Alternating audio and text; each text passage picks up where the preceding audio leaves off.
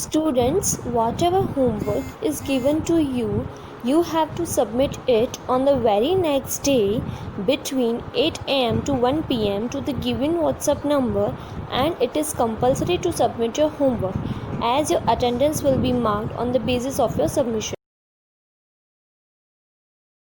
पाठ 6 भगत सिंह की शहादत। ये एक संस्मरण है जो महान क्रांतिकारी सरदार भगत सिंह, राजगुरु और सुखदेव के अंतिम दिनों की झांकी प्रस्तुत करता है। फांसी की सजा सुनते ही पूरा देश स्तब्ध रह गया था। उनके मित्र एवं वकील प्राणलाल मेहता इस बात के लिए प्रयत्नशील थे कि भगत सिंह, राजगुरु और सुखदेव मर्सी अपील पर हस्ताक्षर कर दें, जो असंभव था। श्री मेहता की मर्सी अपील से पूर्व वायसराय को जो पत्र इन्होंने लिखा था, उसका अनुवाद यहां दिया गया है। 21 मार्च 1931 की सुबह लाहौर के एक प्रमुख वकील को दिल्ली से श्री आसफ अली का टेलीफोन आया। वो सज्जन भगत सिंह, राजगुरु और सुखदेव आदि क्रांतिकारी कैदियों के लिए निश्चित कानूनी सुरक्षा समिति के अध्यक्ष थे। उन्होंने राष्ट्रीय नेताओं की एक बैठक बुलाई और बताया कि महात्मा गांधी ने हाल ही में लॉर्ड इरविन से जो ये अपील की है कि भगत सिंह और उनके साथियों की फांसी की सजा रद्द कर दें, उस पर वायसराय सहानुभूतिपूर्वक विचार कर रहे हैं। आसफ अली साहब का कहना है कि इस समय यदि भगत सिंह और उनके साथी भी शीघ्र ही एक पत्र मर्सी अपील वायसराय के पास भेज दें तो उनकी प्राण रक्षा निस्संदेह हो जाएगी। यहां तक तो सभी सहमत थे, पर सवाल ये था कि सिर पर कफन बांधकर फांसी के तख्ते का इंतजार कर रहे इन बहादुरों को मर्सी अपील करने की बात कहने तक का हिम्मत किसमें है। वे लोग मानेंगे या नहीं, ये तो सोचने वाली बात है। किसी ने सुझाया कि ये काम प्राणनाथ मेहता को सौंपा जाए। प्राणनाथ भगत सिंह के बचपन के दोस्तों में से थे। उन्होंने भगत सिंह के लिए कानूनी दौड़ धूप करने की इच्छा से गवर्नमेंट कॉलेज की MA की पढ़ाई बीच में ही छोड़ दी थी। वे LLB की परीक्षा पास कर चुके थे।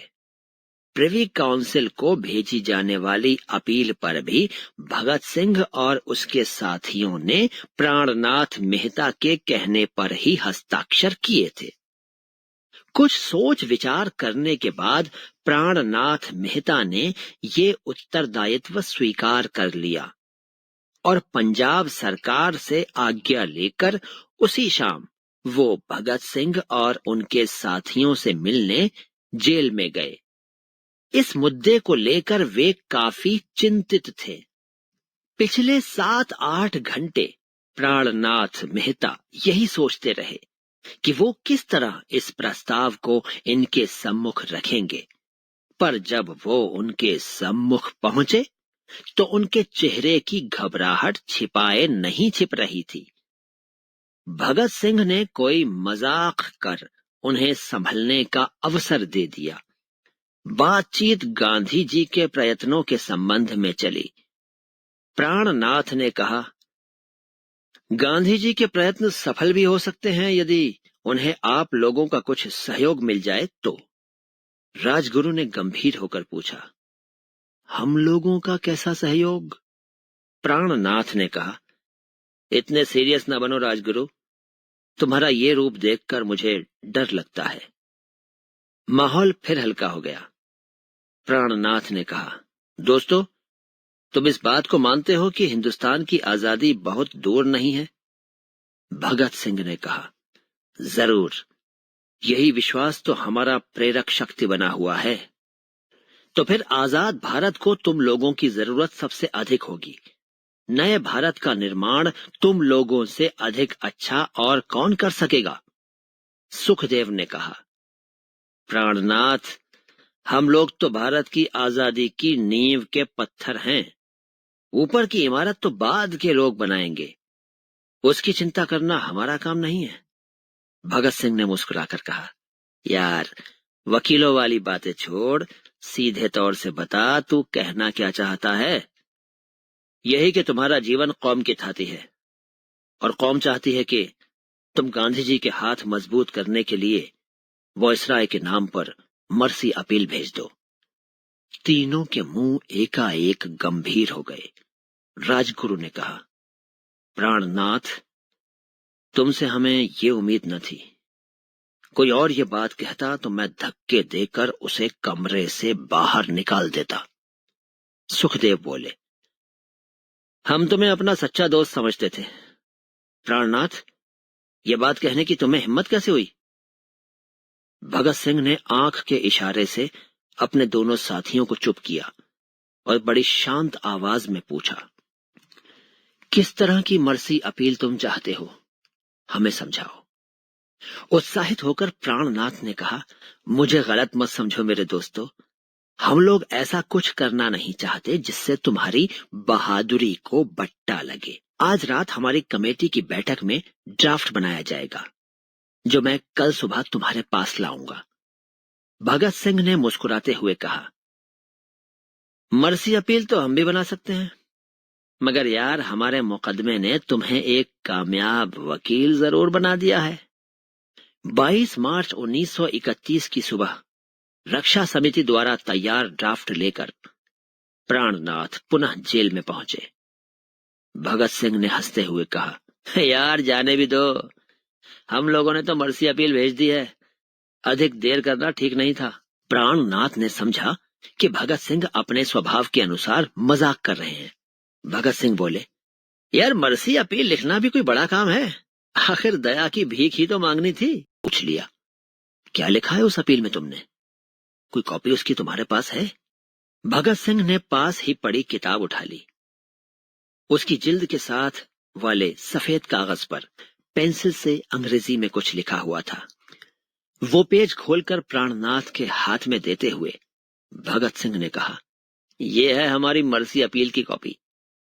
प्राणनाथ मन ही मन उसे पढ़ने लगे। इस मर्सी अपील का आशय इस प्रकार था, हम लोग इतिहास के विद्यार्थी हैं और ये जानते हैं कि राष्ट्र की शक्ति का चक्र सदा बदलता रहता है। भारत आज गुलाम है और आप लोग हमारे आका बने हुए हैं, पर हम ये भी जानते हैं कि अब ज्यादा समय तक आप हमारे मालिक नहीं बने रह सकेंगे। भारत में आज आजादी की जो तड़प मौजूद है उसके हम तीनों प्रतिनिधि हैं और हम ये स्वीकार करते हैं कि हम आपकी सरकार के शत्रु हैं। इस शत्रुता पर हमें गर्व है।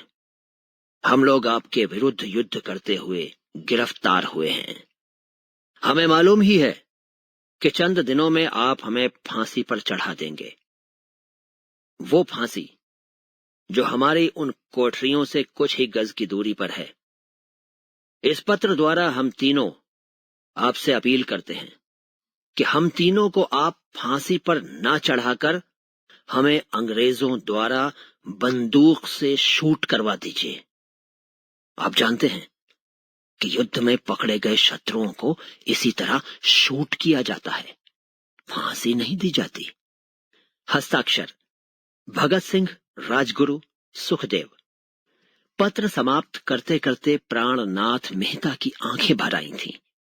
मेहता एकाएक आगे बढ़े। सबसे पहले उन्होंने भगत सिंह के चरणों में अपना मस्तक झुकाया। उसके बाद राजगुरु और सुखदेव की ओर बढ़े ही थे कि दोनों दोस्त पीछे हट गए। प्राणनाथ ने शीघ्रता से उस स्थान की धूल हाथ से समेटकर अपने माथे पर लगा ली। भगत सिंह ने कहा, इस तरह नहीं दोस्त, आओ गले मिले। इस मौके पर भी भगत सिंह हंसी मजाक के मूड में थे।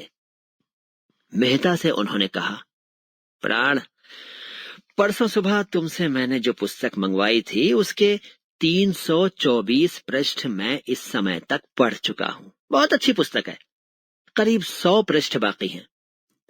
उम्मीद है कल सुबह फांसी पर झूलने से पहले इन 100 पृष्ठों को भी मैं पढ़ ही लूंगा। वे अपनी धुन में कहते गए। अभी 13 घंटे मेरे पास बाकी हैं। आधा घंटा तुमसे गपशप चलेगी, उसके बाद ठाठ से जिंदगी का आखिरी खाना खाया जाएगा। और अभी तो वो रात शुरू भी नहीं हुई है। पुस्तक के 324 पृष्ठों तक भगत सिंह के हाथ से लगाए पेंसिल के कितने ही निशान भी थे। समय भागा जा रहा था। इतने में 5:30 बज गए। जेल के अधिकारी आज बहुत सतर्क दिखाई दे रहे थे। ठीक 5:30 बजे अपने दोस्तों से आखिरी बार गले मिलकर प्राणनाथ भारी हृदय से जेल के ऑफिस तक आए। उन्होंने पाया कि सिटी मजिस्ट्रेट भी वहां मौजूद हैं। उनका माथा ठनका। उन्होंने पूछताछ भी की कि ये सब इस समय यहां क्यों आए हैं, पर किसी ने उनकी बात का कोई उत्तर नहीं दिया। सब ओर एक मनहूस सन्नाटा सा छाया हुआ था।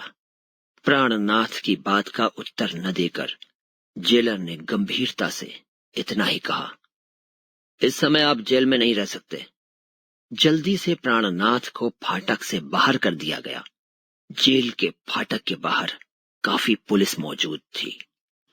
मध्य रात्रि के 1 बजे एकाएक सारा लाहौर जाग उठा। गली गली में बच्चे और नौजवान ये चिल्लाते घूम रहे थे, उठो उठो सोने वालों, उठो, भगत सिंह और उनके साथियों को फांसी हो गई। भगत सिंह जिंदाबाद, राजगुरु जिंदाबाद, सुखदेव जिंदाबाद। कचहरी के बाहर अभी अभी उर्दू में एक छोटा सा नोटिस लगाया गया कि शाम के 6 बजे भगत सिंह, राजगुरु और सुखदेव को फांसी दे दी गई है तथा उनके अपने अपने मजहब के अनुसार उनका दाह संस्कार उसी समय कर दिया गया है। जब पंजाब सरकार को ज्ञान हुआ था कि 24 मार्च की प्रातः 1 लाख के करीब व्यक्ति जेल के बाहर जमा होंगे, इससे उन्होंने 23 मार्च की शाम को ही तीनों वीरों को फांसी देने का निश्चय कर लिया। जब उन्हें फांसी के कटघरे की ओर ले जाया गया तो उनके उत्साह का अंत नहीं था। उनके नारे जेल के बाहर तक सुनाई दे रहे थे। फांसी बहुत जल्दी में दी गई और उसके बाद तीनों शहीदों के शव फिरोजपुर के पास सतलुज के किनारे जल्दी जल्दी में जलाए जा रहे थे कि खबर फैल गई। तब लाहौर से बहुत से लोग वहां पहुंच गए। तीनों शहीदों के अधजले शरीरों को 3 लंबे बक्सों में 3 अर्थियां तैयार की गईं और 24 मार्च की दोपहर को लाहौर में उनका ऐतिहासिक जुलूस निकाला गया। लेखक भी जुलूस में सम्मिलित थे। सांझ को रावी के किनारे लाखों व्यक्तियों की मौजूदगी में एक चिता फिर से जलाई गई, जिसमें तीनों वीरों के शरीर एक साथ रख दिए गए। भारत के इतिहास का एक अमर दिन था। वे शहीद मरकर भी अमर हो गए।